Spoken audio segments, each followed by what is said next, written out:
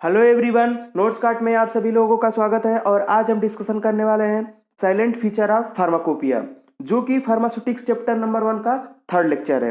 पहले लेक्चर में हमने पढ़ा था फार्माकोपिया के बारे में, जिसके अंतर्गत हमने पढ़ा था Indian pharmacopoeia, British pharmacopoeia, United state pharmacopoeia, इसके अलावा अदर फार्माकोपिया के बारे में भी जाना था।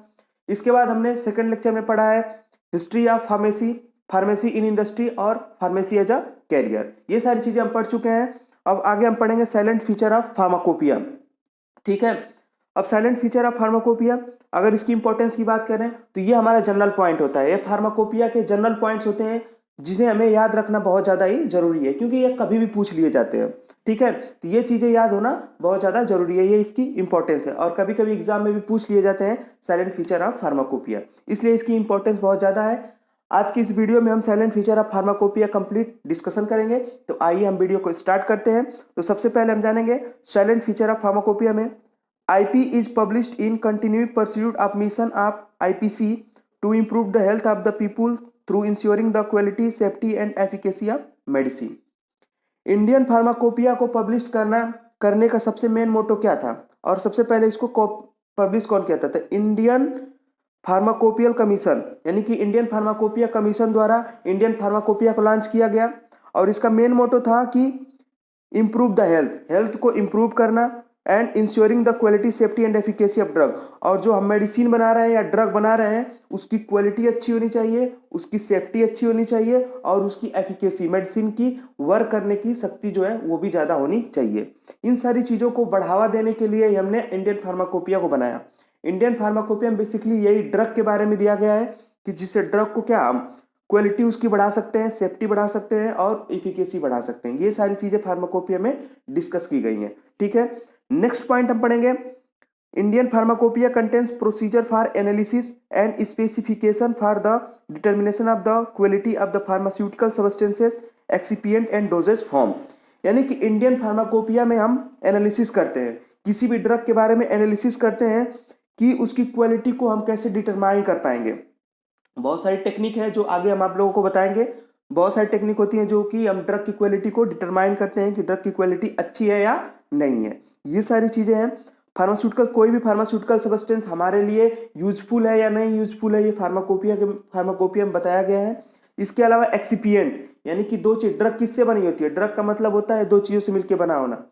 एक होता है एपीआई, ठीक है, पर ड्रग में मेनली एपीआई होता है। और उसके बाद जब मेडिसिन, जब हम यानी कि drug form, modified form of drug is called medicine. तो जब हम मेडिसिन बनाते हैं तो उसमें एपीआई प्लस एक्सिपिएंट ऐड कर देते हैं, तो उससे क्या होता है? मेडिसिन होता है। तो ड्रग बेसिकली एपीआई होता है, एक्टिव फार्मास्यूटिकल इंग्रेडिएंट, यानी कि वही मेन केमिकल होता है जो हमारी बॉडी में काम करता है। और मेडिसिन होता है, मेडिसिन के साथ हम क्या करते हैं? एपीआई के साथ कलरिंग एजेंट, फ्लेवरिंग एजेंट, बाकी अदर एजेंट्स को मिला के हम उसको क्या बना देते हैं? कलरफुल बना देते हैं या टेस्टी बना देते हैं, जिससे हमें उसे स्वेलो करने में दिक्कत ना हो। ठीक है, तो उस सारी चीजों का जांच करना, डोजेज फॉर्म, यानी कि टैबलेट सुटेबल होगा या कैप्सूल सुटेबल होगा, इंजेक्शन या सिरप, कौन सा डोज किसके लिए सुटेबल होगा, ये सारी चीजें किसमें दे रखी है? फार्माकोपिया में दे रखी है। ठीक है, नेक्स्ट थर्ड पॉइंट देखें तो general chapter on volumetric glassware, conductivity, dissolution test, disintegration test, dimension of hard gelatin capsule shell etc has been revised.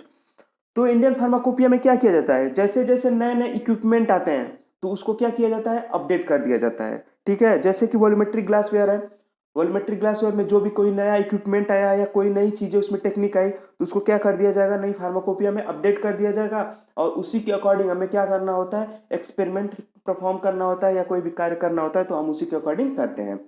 Next conductivity dissolution test, यानी कि किसी भी ड्रग की कंडक्टिविटी भी देखी जाती है, ये तो उसका टेस्ट होता है। डिसोल्यूशन टेस्ट भी देखा जाता है। आगे सारी चीजें के बारे में आपको डिटेल मिलेगा। Disintegration test, dimension and hard gelatin capsule, यानी कि कोई भी कैप्सूल है उसका डायमेंशन कितना होना चाहिए, यह सारी चीजें भी डिसाइड कौन करता है? फार्माकोपिया करती है। और इसके अलावा इसे क्या किया जाता है? बार बार रिवाइज किया जाता है। जैसे जैसे नई नई टेक्निक्स आती हैं उस हिसाब से फार्माकोपिया में भी चेंजेस किए जाते हैं। नेक्स्ट आगे बढ़ेंगे हम। IP have been extended to include the product of the biotechnology, indigenous herbs and herbal products, veterinary vaccines and additional antiretroviral drug and formulation inclusive of the commonly used fixed dosage combination। ठीक है, तो कहने का मतलब है कि पहले जब फार्माकोपिया बनी थी तो उसमें ये सारी चीज़ें यानी कि बायोटेक्नोलॉजी, वेटनरी वगैरह प्रोडक्ट नहीं ऐड था। लेकिन अभी जो एक नई फार्माकोपिया आई है तो उसके अंतर्गत हमने बायोटेक्नोलॉजी यानी बायोटेक्नोलॉजी को भी ऐड कर दिया है। उसके अलावा हर्ब और हर्बल प्रोडक्ट्स के बारे में भी ज़्यादा नॉलेज उसमें दी गई है। ठीक है, इसके अलावा वेटरनरी वैक्सीन यानी कि वेटरनरी मेडिसिन और वेटरनरी वैक्सीन को भी उसमें ऐड कर दिया गया है। और एंटी रेट्रोवायरल ड्रग और जो भी हमारी एंटी रेट्रोवायरल ड्रग है यानी कि जो भी वायरल ड्रग्स होती हैं वो भी उसमें मेंशन कर दी गई है। इसके अलावा फिक्स डोज कॉम्बिनेशन यानी कि फिक्स डोज कॉम्बिनेशन का मतलब ये होता है कि डोज कैसा, यानी कि कोई भी ड्रग होती है तो या कंबाइंड फॉर्म में होगी या सिंगल फॉर्म में होगी। जैसे मान लीजिए पैरासीटामोल, पैरासीटामोल है वो क्या है, सिंगल कॉम्बिनेशन है, लेकिन एसिक्लोफिनेक प्लस पैरासीटामोल है क्या हो जाएगा, कॉम्बिनेशन ड्रग हो जाएगी। तो ये दोनों केमिकल्स एक दूसरे के साथ कंपेटेबल हैं या नहीं कंपेटेबल हैं, ये सारी चीज़ों के बारे में स्टडी हम किस में करेंगे, फार्माकोपिया में करेंगे। फार्माकोपिया में ये सारी चीज़ें दे रखा है। ठीक है, IP contains the 170 chemicals monograph, ये 2010 फार्माकोपिया एडिशन फार्माकोपिया का ये डाटा है। इसके अलावा हम 2018 का भी पढ़ेंगे। तो देखते हैं इसमें क्या था। IP कंटेन 170 केमिकल मोनोग्राफ, यानी कि मोनोग्राफ का मतलब देखिए पूरी फार्माकोपिया को अगर पढ़ना हो तो आप ऐसे एडजिट तो पढ़ नहीं पाएंगे, तो उसको क्या किया गया है, वॉल्यूम में डिवाइड कर दिया गया है।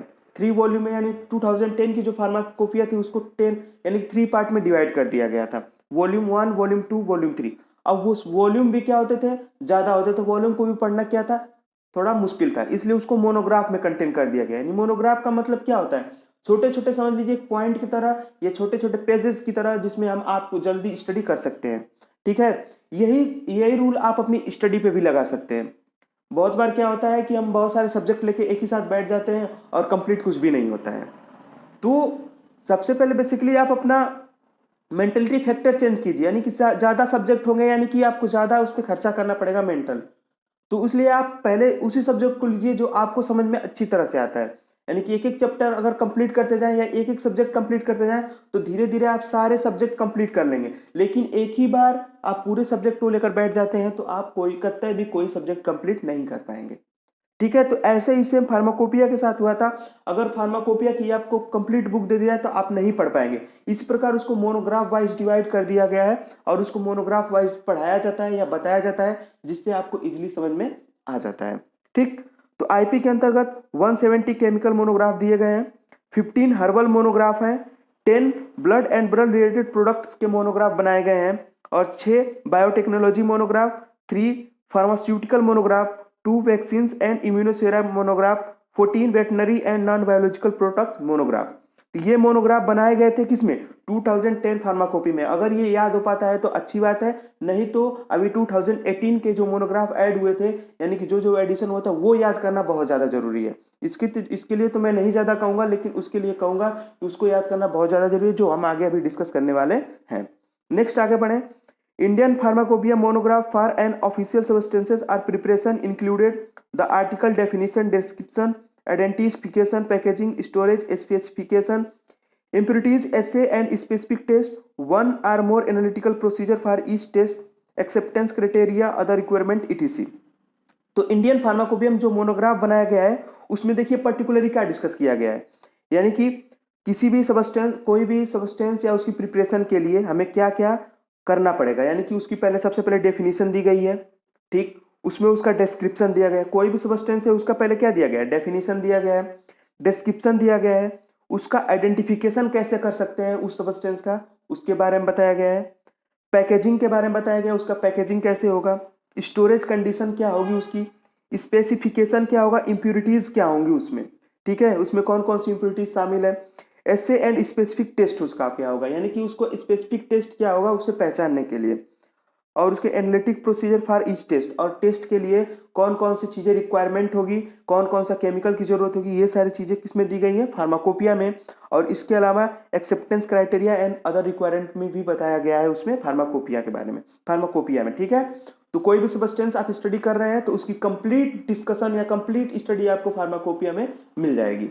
ठीक है, general chemical test and TLC for identification of an article has been almost eliminated and more specific infrared ultraviolet spectrometer and HPLC test has given emphasis. यानी कि सबसे पहले क्या होता था, सबसे लोवेस्ट होता है TLC काउंट, यानी कि टोटल ल्यूकोसाइट काउंट। ये हमारा क्या है, एक टेस्ट है, ब्लड टेस्ट होता है, ठीक है। अब इसको क्या धीरे धीरे उसको फार्माकोपिया से रिप्लेस किया जा रहा है, यानी कि फार्माकोपिया में रिप्लेस करके नई नई टेक्निक के नए नए टेस्ट लाए जा रहे हैं, जैसे कि इंफ्रारेड टेक्निक है, जिसका भी आपको डिटेल जरूर मिलेगा। अभी आगे बढ़ते जाएंगे तो उसमें डिटेल आपको दिया हुआ है, उसमें डिटेल आपको बताया जाएगा इसका टेस्ट कैसे होता है। नेक्स्ट अल्ट्रावायलेट स्पेक्ट्रोमीटर टेस्ट, इसमें भी आप लोगों को बताया जाएगा। इसके अलावा एचपीएलसी टेस्ट होता है, यानी कि हाई प्रेशर लिक्विड क्रोमेटोग्राफी, या उसको बोलते हैं high performance liquid chromatography test, ठीक है। इसके बारे में भी हम डिस्कस करेंगे आगे। ये नहीं कि फार्माकोपिया में इन चीजों को क्या कर दिया गया है, ऐड कर दिया गया है, ठीक है। नेक्स्ट अगर हम बात करें, the use of the chromatographic method has been greatly extended to cope with the need for more specificity in assay and the particular in assessing the nature and extent of the impurities in ingredient and product। यानी basically ये क्या किया जाता है, chromatographic method क्या होता है?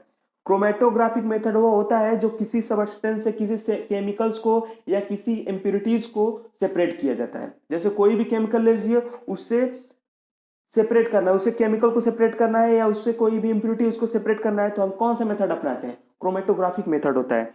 तो यही बेसिकली क्रोमेटोग्राफिक मेथड होता है जो क्या करता है, किसी ड्रग से इम्प्योरिटीज को हटाने के लिए या किसी भी इंग्रेडिएंट को अलग अलग करने के लिए यूज किया जाता है, उसे बोलते हैं क्रोमेटोग्राफिक मेथड। और वो फार्माकोपिया में डिटेल दे रखा गया है, आगे भी आप लोगों को क्रोमेटोग्राफिक मेथड बताया जाएगा, ठीक है।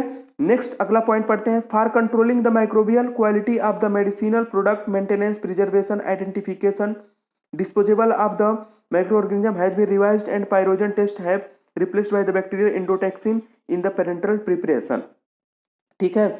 तो अब क्या है, हम फार्मास्यूटिकल प्रोडक्ट बना रहे हैं तो उसमें माइक्रोबियल एक्टिविटी भी होगी। अब माइक्रोबियल एक्टिविटी से बचाने के लिए हम उसका मेंटेनेंस कैसे करेंगे, प्रिजर्वेशन कैसे करेंगे, उसका आइडेंटिफिकेशन कैसे करेंगे और उसे डिस्पोजेबल कैसे करेंगे, यानी जो भी हमने प्रिपरेशन की उसको डिस्पोज कहाँ करना है, ये सारी चीजें जो है फार्माकोपिया में दे रखी है। इसके अलावा हम ड्रग का क्या करते हैं, पायरोजन टेस्ट करते हैं, ठीक है, पायरोजन टेस्ट करते हैं।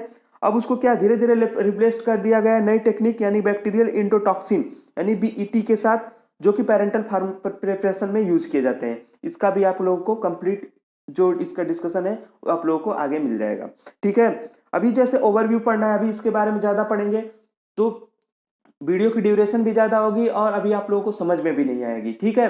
तो धीरे धीरे जब टेक्निक्स आएगी उस समय आप लोगों को ये पूरा क्लियरिफाई करा दिया जाएगा, ठीक है। नेक्स्ट आगे बढ़ते हैं हम, इंडियन फार्माकोपिया 2018 साइलेंट फीचर, ये बहुत ज्यादा ही इंपॉर्टेंट है क्योंकि इससे पूछ लिए जाते हैं क्वेश्चन, ठीक है। तो इसमें क्या क्या ऐड किया गया था, क्या क्या इसके साइलेंट फीचर थे, ये चीजें हम डिस्कस करेंगे। इनकॉर्पोरेटिंग विथ 4 वॉल्यूम, इसमें क्या था, 4 वॉल्यूम बनाए गए थे, 220 न्यू मोनोग्राफ और 220 न्यू मोनोग्राफ बनाए गए थे इसमें, 170 न्यू केमिकल मोनोग्राफ्स, 49 एपीआई यानी कि नए फार्मास्यूटिकल एग्रीगेंट कितने थे 49 और 64 फार्मूलेशन बनाए गए थे, ठीक है, 64 फार्मूलेशन बनाए गए इसमें। 53 फिक्स डोजेज फार्मूलेशन यानी कि 53 फिक्स डोजेज फार्मूलेशन को इसमें बढ़ाया, यानी कि ये सारी चीजें क्या हुई हैं, ऐड हुई हैं, ठीक है। 2 एक्सिपिएंट को बढ़ा दिया गया और 2 एंटीबायोटिक्स को बढ़ा दिया गया, यानी कि जो भी पहले फार्माकोपिया थी उसमें जितना भी एंटीबायोटिक होगी उसमें क्या करें, 2 एंटीबायोटिक्स और एक्स्ट्रा बढ़ा दिया गया है। Next 15 new herbal and herbal product monograph बना दिया गया, 3 न्यू रेडियो फार्मास्यूटिकल मोनोग्राफ बनाया गया, 14 new veterinary non biological monograph, 18 new biological monograph, 2 vaccine and immunosera for human use, 6 biotechnology derived therapeutic products and 10 blood and blood related products के बारे में जो भी मोनोग्राफ है उसको डिजाइन कर दिया गया है, ठीक है।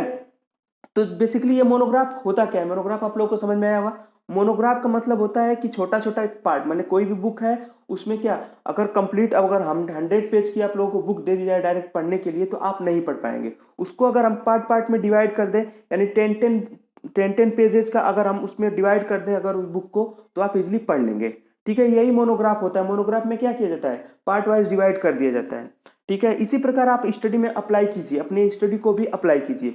आप मान लीजिए कि कोई भी चैप्टर पढ़ने जा रहे हैं, मान लीजिए चैप्टर नंबर 1 ही आप पढ़ने जा रहे हैं फार्मास्यूटिक्स का, तो उसमें मान लीजिए 3 लेक्चर है, हमारे अकॉर्डिंग 3 लेक्चर है, लेकिन कोई दिक्कत नहीं, आप अपने अकॉर्डिंग उसको पढ़ सकते हैं। जैसे हमने सबसे पहले पढ़ाया है, अगर सिलेबस में history of pharmacy in relation to Indian, ठीक है, तो उसमें जो भी है उसको पहले आप पढ़िए, ठीक है, उसको 1 घंटे या आधे घंटे में आप उसको कवर कीजिए। उसके बाद थोड़ा रिलैक्स लेके आगे नेक्स्ट पढ़िए, फार्मेसी एज ए कैरियर के बारे में पढ़ लीजिए, फिर इंडस्ट्री के बारे में पढ़ लीजिए। थोड़ा थोड़ा करके अगर आप पढ़ते हैं तो आप पूरा कंप्लीट स्टडी कर पाएंगे, और एक ही दिन पूरा कंप्लीट पढ़ने की कोशिश करेंगे तो आप नहीं पढ़ पाएंगे। इसी प्रकार हमारे फार्माकोपिया में हुआ, अगर पूरा कंप्लीट फार्माकोपिया आप लोगों को पढ़ने के लिए दिया जाए तो नहीं पढ़ पाएंगे, इसलिए उसको पहले 4 वॉल्यूम में डिवाइड किया गया। अब फर्स्ट वॉल्यूम में कुछ मोनोग्राफ बढ़ा दिए गए, मोनोग्राफ में डिवाइड कर दिए गए, तो मोनोग्राफ के अकॉर्डिंग आप स्टडी करेंगे, और जो भी मोनोग्राफ ज़्यादा इंपॉर्टेंट होगा उसको पहले स्टडी करेंगे, ये भी है, ठीक है। ये सारी चीज़ें होती हैं डिवाइडेशन से। डिवाइडेशन से आप अच्छी स्टडी कर सकते हैं और स्मार्ट स्टडी कर सकते हैं, ठीक। आगे थैंक यू फॉर वॉचिंग, और हमसे जुड़े रहने के लिए आप हमें हमारे व्हाट्सएप ग्रुप को और टेलीग्राम ग्रुप को ज्वाइन कर सकते हैं, और नोट्स के PDF को प्राप्त करने के लिए आप हमारी वेबसाइट www.notescard.com पे जाके विजिट कर सकते हैं, और वहाँ से डायरेक्ट PDF को डाउनलोड कर सकते हैं। आज की इस वीडियो में हमने साइलेंट फीचर ऑफ फार्माकोपिया के बारे में देखा है। इसके अलावा जो हमारे फार्मास्यूटिक्स चैप्टर नंबर 1 का जो भी 2 लेक्चर है उसका लिंक जो है आपको डिस्क्रिप्शन में मेंशन कर दिया जाएगा, और आप वहां से डायरेक्ट दोनों वीडियो को देख सकते हैं। और इसके अलावा अगर आप लोगों को ये समझ में नहीं आ रहा है तो आप हमारी वेबसाइट डायरेक्ट notescard.com पे विजिट करेंगे, वहाँ पे भी आपको फार्मास्यूटिक्स फर्स्ट चैप्टर नंबर 1 के बारे में जितनी भी डिटेल है, यानी जितने भी लेक्चर्स हैं वो आप लोगों को एक ही साथ मिल जाएंगे, और वहाँ से भी आप उसको देख सकते हैं, ठीक है फ्रेंड्स। तो आज के लिए इतना ही, थैंक यू फॉर वॉचिंग, मिलते हैं अगले लेक्चर में। Thanks to all of you.